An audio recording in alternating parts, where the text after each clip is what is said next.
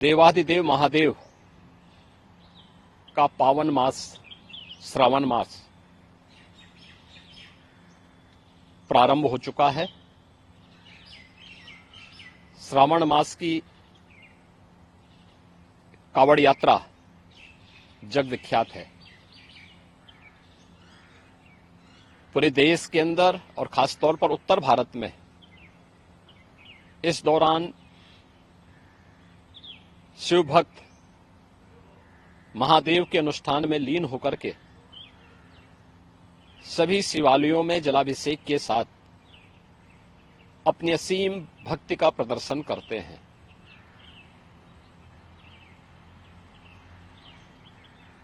केंद्र और राज्य शासन ने मिलकर के श्रद्धालु जनों की सुरक्षा, उनकी सुविधा, उनकी सुगम और सुरक्षित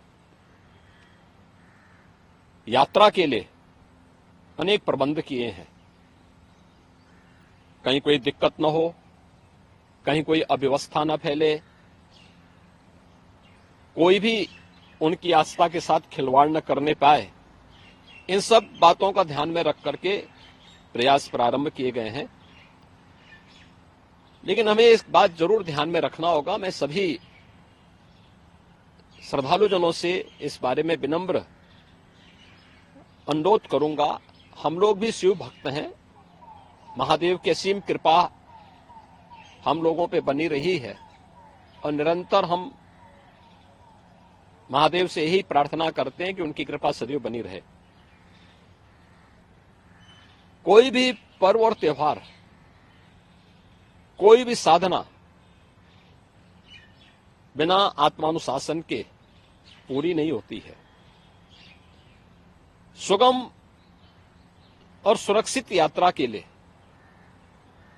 हमें न केवल अंतःकरण से बल्कि बाहरी रूप से भी उस पूरी प्रक्रिया के साथ लीन होना पड़ेगा।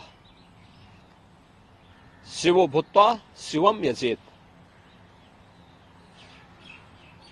शिव बनने के लिए शिव जैसी साधना भी चाहिए, उस प्रकार का आत्मानुशासन भी चाहिए, और तब यह कावड़ यात्रा न केवल श्रद्धा और विश्वास की प्रतीक के रूप में बल्कि आम जन के व्यापक विश्वास की प्रतीक बनकर के उभरेगी। जैसा कि इस समय हम लोग देख रहे हैं माहौल कि असीम श्रद्धा भाव के साथ जनता जनार्दन, समाज के अलग अलग तबके के लोग उनकी सेवा के लिए तत्परता के साथ कार्य कर रही है। और सरकार ने भी अपने स्तर पर न केवल बेहतरीन पेट्रोलिंग के माध्यम से, स्वच्छता के माध्यम से, स्वास्थ्य की व्यवस्था के माध्यम से शिविर लगा करके भी अनेक प्रयास प्रारंभ किए हैं और आवश्यकता अनुसार ड्रोन और हेलीकॉप्टर से निगरानी और पुष्प वर्षा की व्यवस्था भी इसके लिए की है।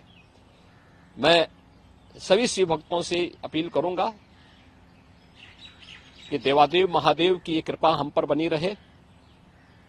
हम व्यवस्था के साथ जोड़ करके इस पूरी यात्रा का न केवल आनंद लें बल्कि पूरी श्रद्धा और विश्वास के साथ आत्मानुशासन का परिचय देते हुए